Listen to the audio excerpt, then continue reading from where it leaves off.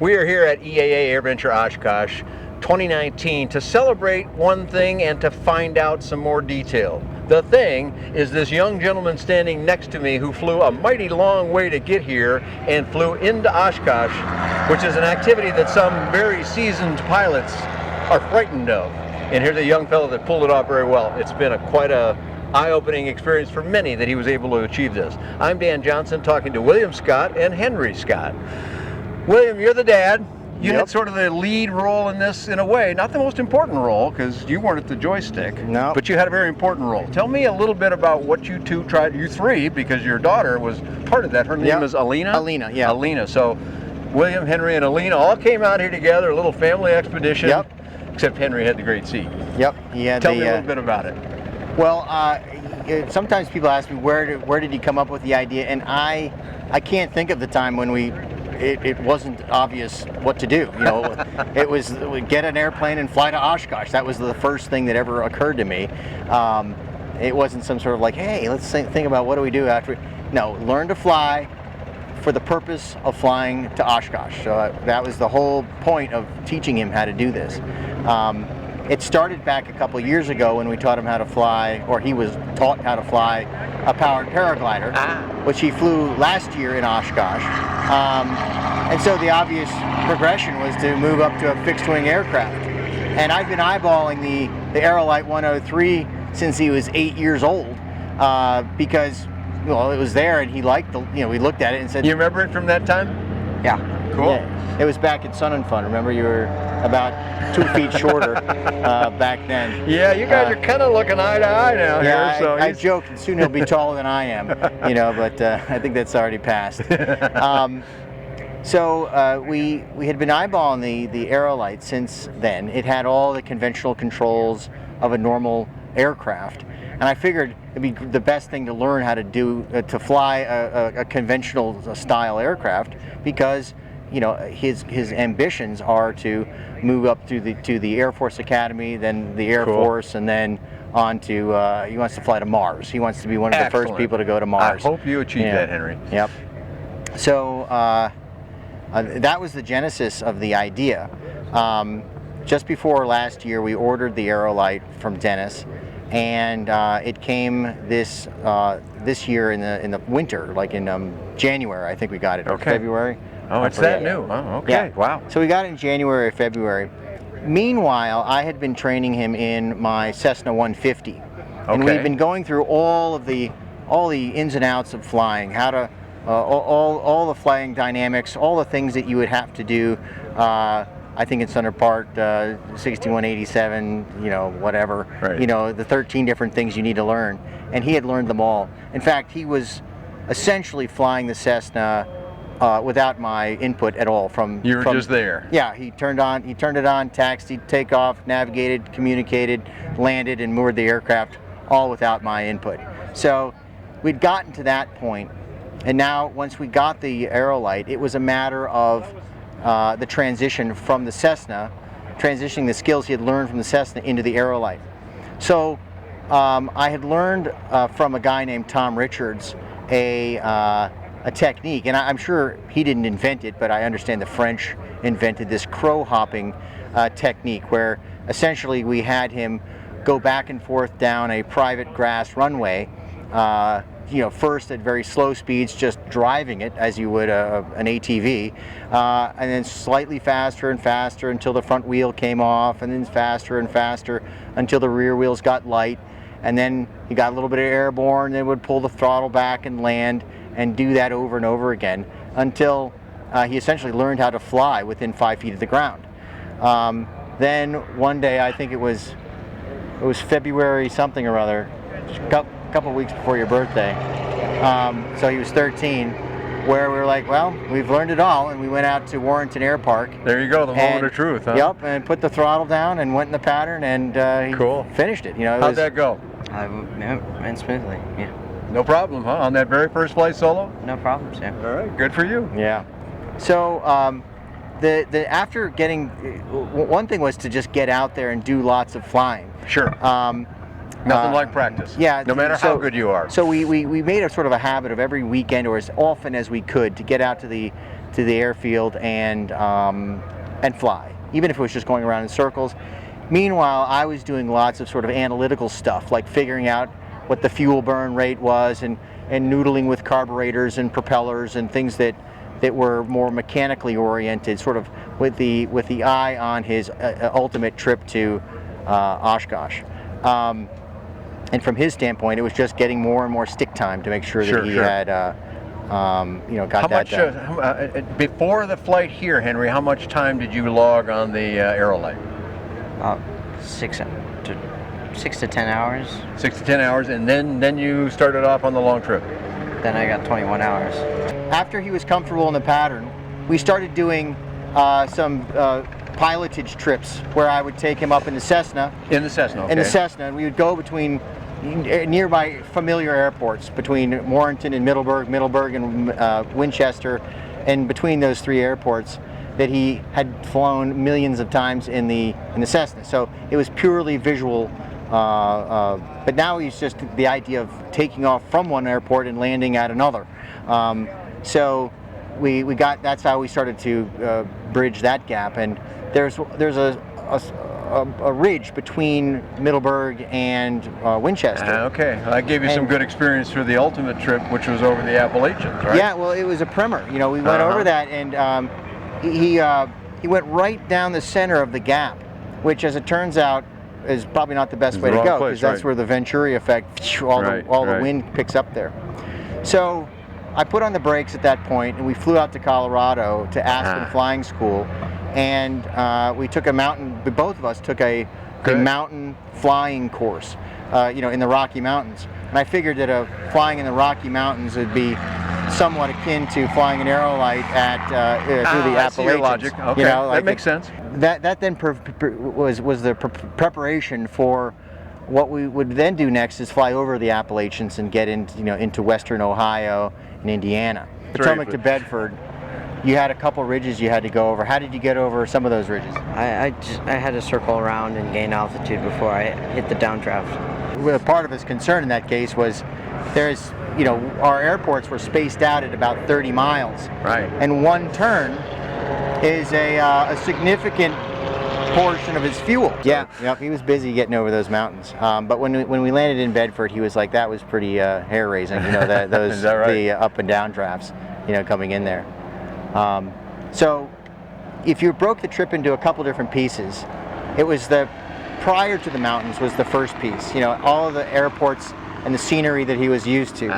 Familiar ground. Yeah. Then the hardest part of the trip came next, was getting over the mountains. And as we talked about all the up drafts and down drafts, but the airport spacing in the mountains is not, it's not as plentiful as airports in the mountains as it is in the plains. So we had to take quite a circuitous route around the mountains to avoid both the altitude of the mountains. I wanted to go over the least amount of mountains I had to, or him, I should say, he had to go over the least amount, through the least You're playing his action. Right. The least amount of windmill farms that he had to go through. Oh yeah, that's another little danger, isn't it? Right, flying through the windmill farms. Those things are big. Yep. And also avoiding airspace, because in a 103 you can't go in virtually any airspace other than E and G, and not even the E to surface airspace surrounding class whatever other airport. Right. So we had to make several calls ahead to get permission to go in a couple of... you can, but you've got to give advance notice. One of the requirements was that, does he have a radio? And he had a handheld radio with a little antenna that stuck out the top, and he called in. The way I tracked him was Garmin InReach. It sent me his position every 2 minutes. So after we got over the mountains, from a terrain standpoint, it was clear sailing. It wasn't really anything to deal with.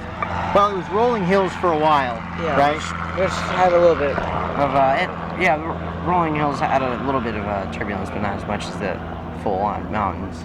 What was your average flying speed? Like sometimes I get 55 knots ground speed, but I'd only be going 60 miles per hour on my airspeed indicator.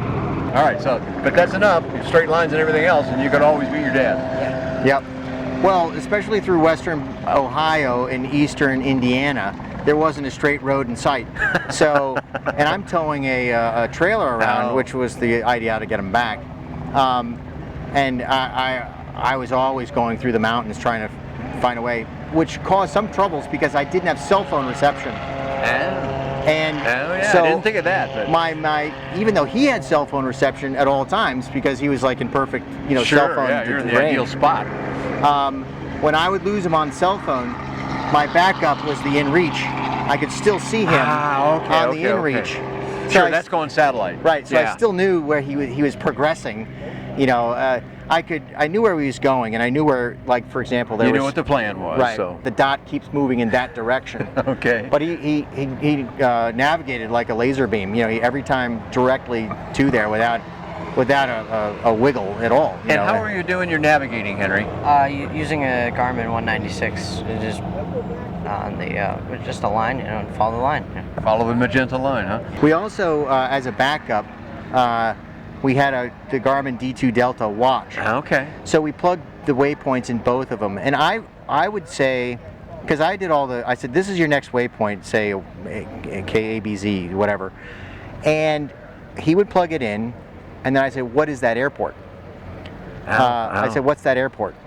And he would say, it's this airport, because I needed to hear him say that it's the right airport. I see. You knew what it was. You were just looking for feedback. Because it's in his database, both on his watch and on the Garmin 196. It's in the database. I just made, how many miles is it away?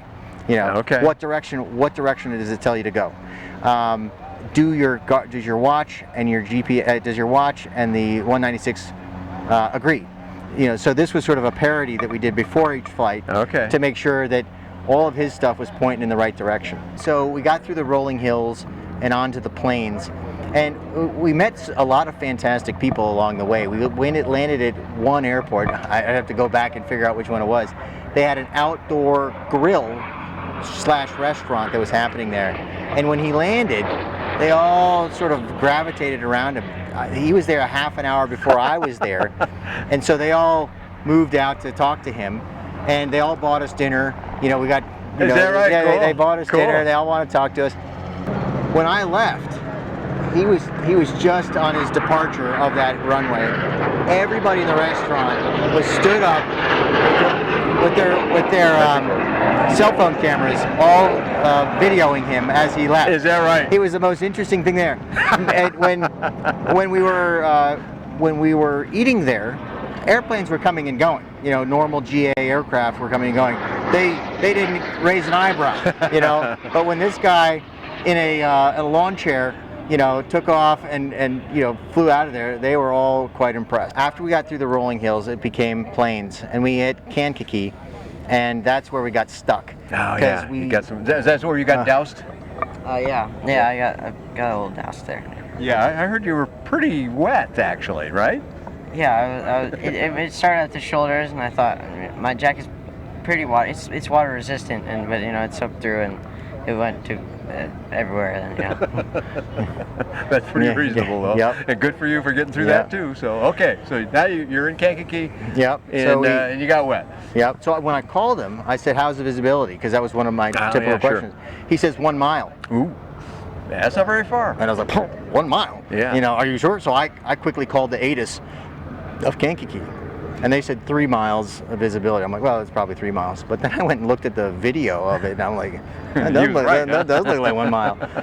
He's got good eyes, I'm guessing. Because there was a front that was coming in, and he was getting soaked, and he had to lift up his glasses because his glasses were getting all wet, and he landed in the rain. But I said, do you have the airport in sight? He says, yeah, I've got the airport in sight. So then I was like, okay, because if it was any worse, we'd have to turn around and do a 180 and get out of there. And you had such contingency plans, I'm guessing? Well, that's why we did 35-mile trips, because it was possible then to fly all the way back. To go all the way back to where you started? To the start point. He took off to our next destination, which was one of our longer legs. This was like a 38-mile leg. And it had been going good so far. It seemed like it would work. But when he got up in the air, we talked on the phone, he says, my ETA says 55 minutes or something. Yeah, 55 minutes. Wow. And so this is on the Garmin 196? Yeah, on the Garmin, yeah. Okay. And that was beyond our predetermined cutoff of 50 minutes. You know? Okay, that was your magic number. Right. Your go no go number. Right. So if he took off and it said something less than 50 minutes, we're good. You continue. Okay. So I said, well, Henry, come back. So he turned around and came back. Well, you were smart. You did the right thing. As a group, you planned well and you executed well. So we came back, and so a couple of folks at the airport says, hey, there's this grass strip that gliders go out of, and it's over there. You know, it turned out to be 15 miles into this. Well, 5 miles. Yeah. Was it only 5 miles? 5. Okay, so it was 5 miles in. So it was a really short trip, you know, to this, but it was enough to change the 50 minutes to 48 minutes. Okay. So All he right. flew to this grass You got strip. some good advice there, didn't you? Yeah. Yeah. So I fueled him up there.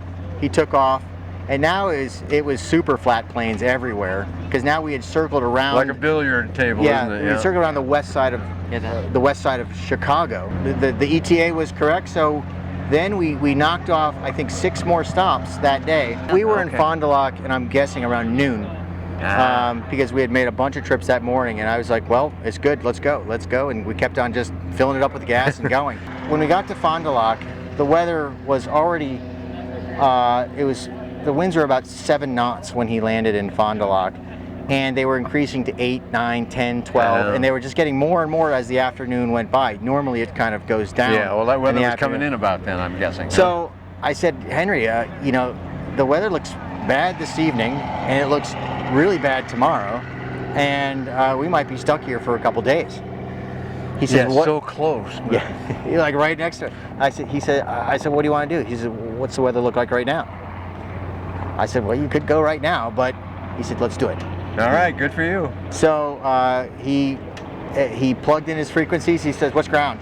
I told him what ground was. He says, "What's tower?" And I told him what tower, and he says, "What's the ATIS?" And I told him what the ATIS was. And he's plugging them in because he has a little memory in his in his 550, and so he plugs them in. And I say, "You okay?" He says, "Fine," and he goes. And you know, I suppose this is the moment in every father's relationship with their son when you go, "Well, get out of their way," you know, because he's doing he knows what he's doing. He's already proven it. He's got it. So. You know, if I were to rewind to the beginning of the trip, we landed at Martinsburg Airport, which is a Class Delta controlled airspace airport. We'd cut prior permission and so forth. But he was a little bit shaky on the radio, and you know, kind of apprehensive about talking to Martinsburg altogether. Here he plowed right in here. He says, you know, Oshkosh Tower, this is Aerolite 103. I'm 5 miles out, inbound for landing. And they're like, well, okay. And I couldn't hear everything but I was going as fast as I could. But I saw his little dot continue, line up for 3-6. And that's when I send you. That's when I send you. He's on final. That you know. was so cool. I was writing the article about your travels. Right when your dad texted me, so I added that right at the end of the article. He just told me he's on approach, so very cool. So he approached here, and we taxied up here. There was nobody here. Yeah, right. You know? I saw your first picture. It looked, as it always does. Nothing going on 2 days before. Right. Then it explodes into a show. Yep. So, and here we are. And here you are. At the biggest air show in the galaxy. Well, thanks so much for talking to us. We want to give the website for the company here, which go to fly103.com to learn more about the Aerolite, learn all kinds of things about all sorts of affordable aviation on BuyDanJohnson.com. Thanks for joining William Scott, Henry Scott, the pilot, and Alina Scott, the helper-in-chief, we'll call her. Yep. And congratulations once again on a wonderful flight, and well done.